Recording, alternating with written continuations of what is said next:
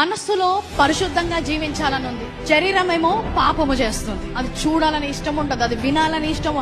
నీ సొంత శక్తిలో ప్రయత్నిస్తుంటావు, కానీ ఏదైతే చేయొద్దు అనుకుంటావో అదే చేస్తుంటావు. గొలియాతు దావీదు పక్క నిల్చుంటే దావీదు యొక్క ఎత్తులో గాని, బరువులో గాని, యుద్ధ సామర్థ్యంలో గాని గొలియాతుని జయించలేడు. ఆయన సొంత శక్తిలో గొలియాతుని జయించలేడు. గొలియాత్ని అక్కడి నుంచి తీసేయలేదు, కానీ గొలియాత్ని జయించే శక్తి దావీదుకి ఇచ్చాడు.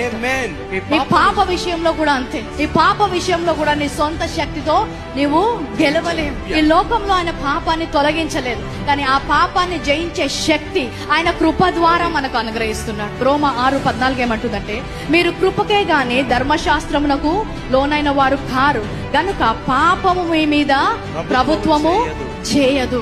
ఎంతో మంది నీతిగా జీవించడానికి ప్రయత్నించి ఓడిపోయారు. పాపం మీద అధికారము మనకిచ్చాడు. అది కృప ద్వారానే సాధ్యం, ధర్మశాస్త్రం ద్వారా సాధ్యము కాదు. ఆ పాపము ప్రభుత్వము చేయలేదంట.